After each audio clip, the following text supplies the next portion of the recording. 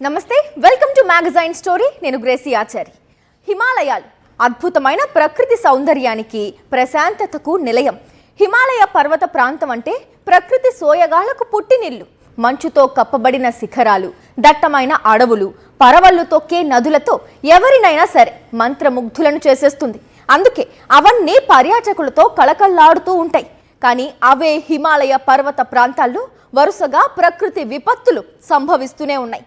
మరణ మృదంగాలను మోగిస్తూనే ఉన్నాయి. తీవ్ర స్థాయిలో ప్రాణ ఆస్తి నష్టం కలిగిస్తూనే ఉన్నాయి. హిమాలయ పర్వత ప్రాంతాల్లో అసలేం జరుగుతోంది?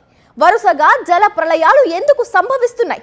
వాతావరణంలో వస్తున్న పెను మార్పులు చేస్తున్న హెచ్చరికలేంటి? ఇప్పటికైనా మేల్కొనకపోతే భావితరాలు బలిపీఠం ఎక్కక తప్పదా? దీనిపైనే ఇవాల్టి మ్యాగజైన్ స్టోరీ. Butterfly effect. ఎక్కడో బ్రెజిల్ దేశంలో సీతాకోక చిలుక రెక్కలు వాడిస్తే అమెరికాలో పెద్ద తుఫాను రావచ్చు. దీన్నే బటర్ఫ్లై ఎఫెక్ట్ అంటారు. ఎడ్వర్డ్ లోరెంజ్ ప్రతిపాదించిన ఈ థియరీ నేచర్లో ఎక్కడో జరిగిన చిన్న మార్పుకి ఇంకెక్కడో జరిగే పెద్ద మార్పుకి కారణమవుతుందని చెబుతుంది. వాతావరణంలో వస్తున్న మార్పులు కూడా ఈ తరహాలోనివేనా? అమెరికా, చైనా లాంటి దేశాలు విచ్చలవిడిగా అత్యంత భారీ స్థాయిలో కర్బన ఉద్గారాలను విడుదల చేస్తున్నాయి. కర్బన ఉద్గారాల విడుదలలో నేపాల్ 95వ స్థానంలో ఉంది. కానీ వాతావరణ మార్పుల వల్ల నష్టపోయే దేశాల జాబితాలో నేపాల్ 6వ స్థానంలో ఉంది. వాతావరణంలో మార్పులు హిమాలయ పర్వత ప్రాంతాన్ని తీవ్రంగా ప్రభావితం చేస్తున్నాయా? మరిన్ని జల ప్రళయాలు రాబోయే రోజుల్లో ఊహకందని వినాశనం సృష్టించబోతున్నాయా? ప్రకృతి సోయగాలతో అత్యంత ప్రశాంతంగా ఉండే హిమాలయ పర్వత ప్రాంతాలపై జల ప్రళయం విరుచుకుపడింది. నిమిషాల వ్యవధిలోనే నీరు, రాళ్లు, దట్టమైన బురదతో కూడిన మృత్యు ప్రవాహం ఊళ్లపైకి విరుచుకుపడింది. వరద ధాటికి దాదాపు 60 కిలోమీటర్ల మేర రోడ్లు ధ్వంసమవగా పదుల సంఖ్యలో వంతెనలు ఆట బొమ్మల్లా కొట్టుకుపోయాయి. భవనాలు నేలమట్టమై గ్రామాలకు గ్రామాలు మ్యాప్ నుంచే కనుమరుగయ్యాయి. ప్రకృతి అందాలను చూసేందుకు దేశ విదేశాల నుంచి వచ్చిన వందల మంది పర్యాటకులు, స్థానికుల జాడ గల్లంతైంది. వీరిలో భారతీయులు, తెలుగువాళ్లు ఉన్నారు. భీకర వరద ఉధృతికి ఎటు చూసినా 6-7 అడుగుల ఎత్తులో బురద మేటవేసింది. డజనుకి పైగా జల విద్యుత్ కేంద్రాలు పూర్తిగా వరద ఉధృతికి కొట్టుకుపోయాయి. వేలాదిగా చెట్లు కూలాయి. పెద్ద సంఖ్యలో మూగ జీవాలు మృత్యువాత పడ్డాయి. ఆకస్మిక వరదలు తీసుకొచ్చిన బురద మరణాల సంఖ్యని పెంచడమే కాదు, రెస్క్యూ ఆపరేషన్ని కూడా క్లిష్టతరంగా మార్చింది. ఇదిగో ఇలా చూడండి. అప్పర్ త్రిశూలి 1 జల విద్యుత్ ప్రాజెక్టులోని ఓ సొరంగంలో కార్మికులు చిక్కుకున్న ప్రదేశంలో రెస్క్యూ ఆపరేషన్ కొనసాగుతోంది. ఇప్పటి వరకు ఇక్కడ 350 మందిని ఆర్మీ రక్షించింది. ఇందులో 63 మంది ఇండియన్స్ ఉన్నట్టు అక్కడి ప్రభుత్వం వెల్లడించింది. మరో 100 మంది వరకు టన్నెల్ లోపల చిక్కుకుని ఉంటారని సమాచారం. టన్నెల్ ప్రవేశ, నిష్క్రమణ మార్గాలు బురద, శిథిలాలతో కప్పుకుపోవడంతో వాటిని గుర్తించడం కూడా సవాల్గా మారింది.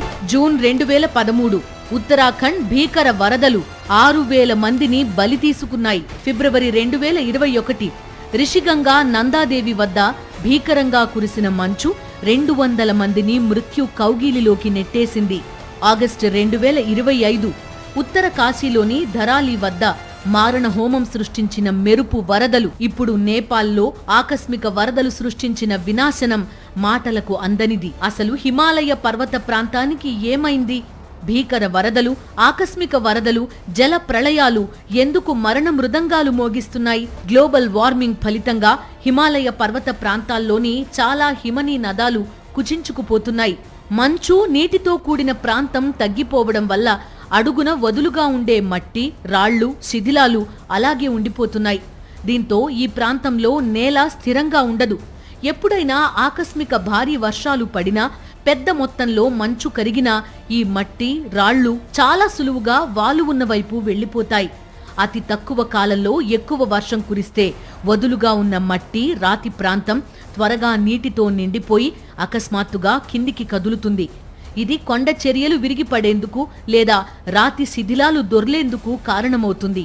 కొన్ని సందర్భాల్లో ఎత్తైన పర్వత ప్రాంతాల్లో గడ్డకట్టిన మంచు నీటి ప్రవాహాన్ని అడ్డుకుంటూ ఉంటుంది. దీనివల్ల అక్కడ తాత్కాలికంగా ఒక డ్యాం లాంటి నిర్మాణం ఏర్పడుతుంది. ఈ తాత్కాలిక అడ్డుగోడ పగిలిపోతే అప్పటి వరకు అక్కడికి చేరిన నీరు మంచు ఒక్కసారిగా చాలా వేగంగా దిగువ ప్రాంతాల వైపు ప్రయాణిస్తుంది. 2013 ఉత్తరాఖండ్ వరదలు సహా అనేక చోట్ల వచ్చిన జల ప్రళయాల్లో ఈ కారణంగానే భారీ బండరాళ్లు కొట్టుకొచ్చాయి.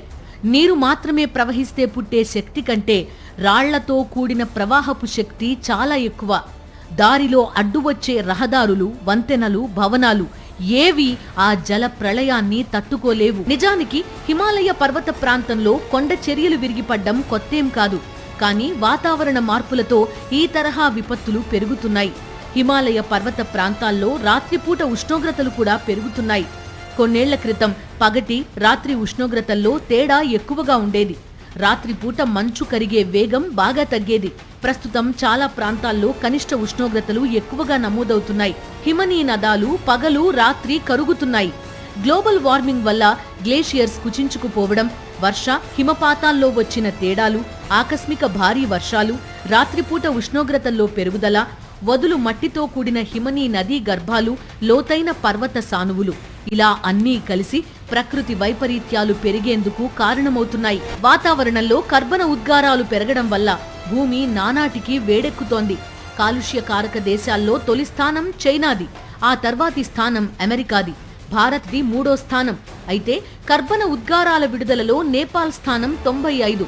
అంటే ప్రపంచంలో విడుదలయ్యే కర్బన ఉద్గారాల్లో 1%లో 10వ వంతు వాటా మాత్రమే నేపాల్ది. కానీ వాతావరణ మార్పుల తాకిడికి నష్టపోయే దేశాల్లో మాత్రం నేపాల్ది 6వ స్థానం. అతి తక్కువ కాలుష్యానికి కారణమవుతూ అతి ఎక్కువ మూల్యం చెల్లిస్తున్న దేశంగా నేపాల్ నిలుస్తోంది. హిందూకుష్ హిమాలయ ప్రాంతంలో 1951-2020 మధ్య సగటు ఉష్ణోగ్రత ప్రతి దశాబ్దానికి సుమారు 0.28 డిగ్రీల సెల్సియస్ మేర పెరిగింది. 4000 మీటర్లకు పైబడిన ప్రాంతాల్లో ఆ పెరుగుదల మరింత ఎక్కువగా 0.34 డిగ్రీల సెల్సియస్ గా నమోదైంది. ఉత్తరాఖండ్, నేపాళ్లతో కూడిన మధ్య హిమాలయాల్లో ప్రతి 5 ఏళ్లకు ఉష్ణతాపం 0.4 డిగ్రీల సెల్సియస్ మేర అధికమవుతోంది. దానివల్ల చాలా చోట్ల మంచు కురవడం తగ్గిపోతోంది. హిమనీ నదాలు వేగంగా కరిగి సరస్సులు ఏర్పడుతున్నాయి. అవి ఆకస్మికంగా బద్దలైనప్పుడు భీకర వరద కిందికి ఉరకలెత్తి ఊళ్లను మింగేస్తోంది. మౌలిక వసతులను తుడిచిపెట్టేస్తోంది. అభివృద్ధి పేరిట రహదారులు, సొరంగాలు, హైడ్రో పవర్ ప్రాజెక్టులను విచ్చలవిడిగా నిర్మిస్తుండటంతో అసలే అస్థిరంగా ఉన్న హిమ పర్వతాలు మరింత కుదుపుకు గురవుతున్నాయి. దీనివల్ల భారీ వర్షాలు కురిసినప్పుడు ఆకస్మిక వరదలు, కొండ చర్యలు విరిగిపడ్డం వల్ల ప్రాణ, ఆస్తి నష్టాలు తీవ్రంగా జరుగుతున్నాయి. గత 30 ఏళ్లలో హిందూకుష్ హిమాలయాల్లోని హిమనీ నదాలు తమ మొత్తం విస్తీర్ణంలో 12%, మంచు నిల్వల్లో 9% కోల్పోయాయి. ముఖ్యంగా 1/2 కిలోమీటర్ పరిమాణం లోపులోనివి వేగంగా కరుగుతున్నాయి. ఈ నేపథ్యంలో హిమనీ నద సరస్సులు ఆందోళనకరంగా విస్తరిస్తూ ప్రమాద ఘంటికలు మోగిస్తున్నాయి. భీకర జల ప్రళయం నిమిషాల్లో ఊళ్లను తుడిచిపెట్టేస్తోంది. ఆకస్మిక వరదల ప్రళయ గర్జనకి నేపాల్, టిబెట్ సరిహద్దు ప్రాంతాలు శ్మశాన వాటికలుగా మారాయి. నీరు, మంచు, రాళ్లు, బురదతో కూడిన ఉగ్ర ప్రవాహం మరణ మృదంగాలు మోగించింది. భారీ వంతెనలు సైతం ఆట బొమ్మల్లా కొట్టుకుపోయాయి. అంటే వరద ఎంత ఉధృతంగా దాడి చేసిందో అర్థం చేసుకోవచ్చు. ఒకవైపు మృతదేహాలు, మరోవైపు గల్లంతైన వారి బంధువుల హాహాకారాలు. బురదలో మృతదేహాలే కాదు, 100 ఇళ్లు కూడా కూరుకుపోయాయి. అసలు నేపాల్లో ఇలాంటి విపత్తులు ఎందుకు పదే సంభవిస్తున్నాయి? ఈ ప్రమాదం భారత్పై ఎలాంటి ప్రభావం చూపుతుంది? నేపాల్ వరుస ప్రకృతి విపత్తులతో అల్లాడిపోతోంది. నేపాల్ పదే ప్రకృతి ప్రకోపానికి గురి కావడానికి 2 కారణాలున్నాయి. మొదటిది గ్లోబల్ వార్మింగ్తో హిమాలయాల్లో మంచు వేగంగా కరుగుతోంది. దీంతో అస్థిర ప్రాంతాల్లో భారీగా నీరు నిల్వ అవుతోంది. రెండోది, హిమాలయాలు భౌగోళికంగా ఇప్పటికీ నిర్మాణంలోనే ఉన్నాయి. భారత్, యురేషియా టెక్టానిక్ ప్లేట్లు ఒకదానితో ఒకటి ఢీకొంటూనే ఉన్నాయి. ఈ 2 ప్రక్రియలు కలిసి నేపాల్ను ప్రకృతి ప్రకోపాలకు సంబంధించి అత్యంత ప్రమాదకర దేశాల్లో ఒకటిగా మార్చాయి. తాజా భీకర వరదలకు కారణం హిమాలయ నదికి ఏదో ఒక అడ్డంకి ఏర్పడింది. దాని వెనుక నీరు భారీగా నిలిచిపోయింది. ఆ అడ్డంకి ఒక్కసారిగా తెగిపోయింది. అంతే, నిల్వ ఉన్న నీరు ఒక్కసారిగా కిందికి దూసుకొచ్చింది. దీనినే శాస్త్రవేత్తలు గ్లేషియర్ లేక్ అవుట్బర్స్ట్ ఫ్లడ్ గా చెప్తున్నారు. వరద బీభత్సానికి మరో భయానక దృశ్యం చైనా, నేపాల్ సరిహద్దుల్లోని Rasuwagadhi border crossing. Central border gate వైపు వెళ్లే వంతెన వరదలో పూర్తిగా కొట్టుకుపోయింది. ఈ ప్రాంతం ఇలాంటి విపత్తులకు కొత్తేమీ కాదు. గత ఏడాది జరిగిన వరదలో కూడా ఇదే సరిహద్దు ప్రాంతం తీవ్రంగా దెబ్బతింది. నేపాల్లో ఇలాంటి గ్లేషియర్ లేక్ బర్స్ట్లను ఇన్లాండ్ సునామీలు అని కూడా అంటారు. ICIMOD పరిశోధన ప్రకారం 2000 సంవత్సరం నుంచి హిందూకుష్ హిమాలయ ప్రాంతంలో గ్లేషియర్స్ వేగంగా కరుగుతూ ఉండడంతో మంచు వేగం రెట్టింపైంది. దీంతో గ్లేషియర్స్ నుంచి పుట్టే భారీ ప్రవాహాలతో దిగువన నివసించే దాదాపు 20 లక్షల మంది ప్రజలకు ముప్పు మరింత పెరిగింది. వరల్డ్ బ్యాంక్ లెక్కల ప్రకారం నేపాల్ చరిత్రలో ఇప్పటి వరకు 24 భారీ గ్లేషియర్ అవుట్బర్స్ట్ వరదలు నమోదయ్యాయి. వాటిలో 14 నేపాల్లోనే సంభవించగా 10 టిబెట్లో సంభవించాయి. సరస్సును అడ్డుకునే సహజ మట్టి రాళ్ల కట్ట తెగిపోవడాన్ని మెరైన్ కొలాప్స్ అంటారు. 2025 జూలై 8న టిబెట్ చైనా సరిహద్దు నుంచి నేపాల్లోకి వచ్చిన భారీ వరదకు కారణం మరింత స్పష్టంగా తేలింది. వాషింగ్టన్కు చెందిన స్టిమ్సన్ సెంటర్ విశ్లేషణ ప్రకారం సరిహద్దుకు సుమారు 35 కిలోమీటర్ల దూరంలో దాదాపు 5100 మీటర్ల ఎత్తులో ఏర్పడిన సుప్రా గ్లేషియర్ లేక్ ఒక్కసారిగా ఖాళీ అవడంతో ఆ వరద వచ్చింది. సుప్రా గ్లేషియర్ లేక్ అంటే కరుగుతున్న గ్లేషియర్ ఉపరితలంపై ఏర్పడే నీటి సరస్సు. హిమనదాలు కరుగుతున్న కొద్దీ ఇలాంటి వందలాది సరస్సులు ఏర్పడుతున్నాయి. 2020లో UNDP రూపొందించిన జాబితా ప్రకారం కోషి, గండకి, కర్నాలి నది పరివాహక ప్రాంతాల్లో 3624 గ్లేషియర్ సరస్సులు ఉన్నాయి. వాటిలో 47 ప్రమాదకరమైనవిగా గుర్తించారు. అందులో 25 టిబెట్లో, 21 నేపాల్లో, 1 భారత్లో ఉన్నాయి. కానీ అసలు సమస్య ఏంటంటే ఈ జాబితాలు కూడా శాశ్వతం కావు. సుప్రా గ్లేషియర్ సరస్సులు కొన్ని సీజన్లలోనే ఏర్పడొచ్చు, పెరగొచ్చు, ఖాళీ అయిపోవచ్చు. దీనివల్ల పుట్టే ఆకస్మిక వరదని ముందుగానే గుర్తించడం కూడా అత్యంత కష్టం. ఒకవైపు భూకంపాలు, మరోవైపు ఆకస్మిక వరదలు. ఇవి రెండు నేపాల్కి సవాల్ విసురుతూనే ఉన్నాయి. హిమాలయాల సరసన ప్రకృతి అందాలకు నెలవైన నేపాల్ అదే ప్రకృతి ప్రకోపానికి కూడా పదే పదే బలి కావలసి వస్తోంది. చైనా పాపమే నేపాల్కు శాపంగా మారిందా? డ్రాగన్ నిర్లక్ష్య ధోరణే హిమాలయ దేశంలో మృత్యు ఘంటికలు మోగించిందా? అవుననే అంటోంది నేపాల్, కాదంటోంది చైనా. సమాచార మార్పిడి దగ్గర నుంచి భారీ కూల్చివేతల దాకా ఎన్నో కోణాల్లో అనుమానంగా చైనా వైపు చూస్తోంది నేపాల్. అదే సమయంలో 5 నెలల ముందు పెను ప్రమాదం పొంచి ఉందని హెచ్చరించిన నివేదికల మీద కూడా పెద్దగా ఎవరూ దృష్టి పెట్టలేదు. ఫలితం ప్రకృతి ప్రకోపం ఎంత భయంకరంగా ఉంటుందో మరోసారి ప్రపంచానికి చూపించింది మెరుపు వరద. గ్లోబల్ వార్మింగ్ నుంచి విధ్వంసకర అభివృద్ధి నమూనా వరకు, అడవులు నరికి వేయడం దగ్గర నుంచి విచ్చలవిడి నిర్మాణాల వరకు మనిషి తనకు చేస్తున్న హానికి రెట్టింపు వినాశనాన్ని తిరిగి ఇచ్చేస్తోంది ప్రకృతి. టిబెట్లో సరస్సు ఉప్పొంగితే నేపాల్కు ముందే సమాచారం ఎందుకు రావడం లేదు? ఈ కోణంలో సీరియస్ చర్చే సాగుతోంది. టిబెట్ ప్రాంతం నుంచి రియల్ టైం డేటా పొందేందుకు నేపాల్కు ఎలాంటి వ్యవస్థ లేదు.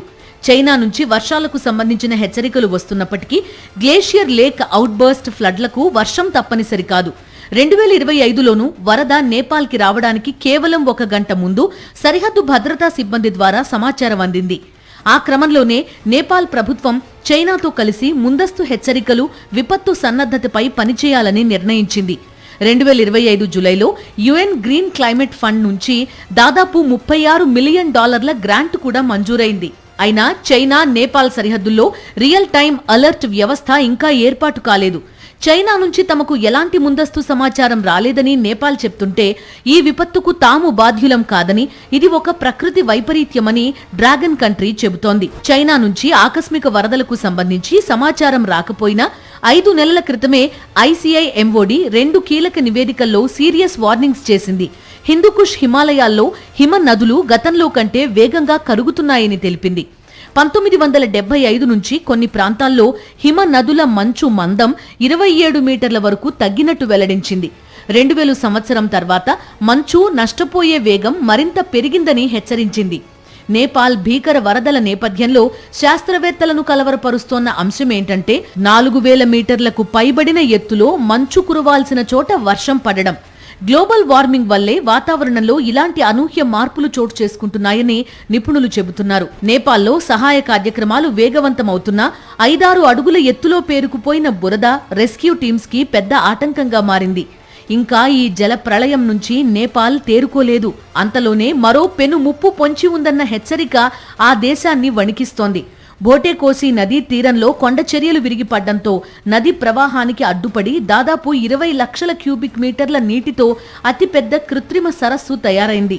వచ్చే 2 రోజుల్లో భారీ వర్షాలు కురిసే అవకాశం ఉండడంతో ఈ లేక్ ఓవర్ఫ్లో అవడమో, కట్టని తెంచుకుని ఉగ్రరూపంతో సరిహద్దు ఊళ్లపైకి విరుచుకుపడడమో జరిగే ప్రమాదం ఉందని చైనా, నేపాల్ ప్రభుత్వాలు తీవ్ర హెచ్చరికలు జారీ చేశాయి. ఇప్పటి వరకు 3,000 మందికి పైగా బాధితులను సురక్షిత ప్రాంతాలకు తరలించినప్పటికీ దట్టమైన బురదలో కొత్త రహదారులను నిర్మిస్తూ ముందుకు వెళ్లడం రెస్క్యూ టీంలకు పెను సవాల్గా మారింది.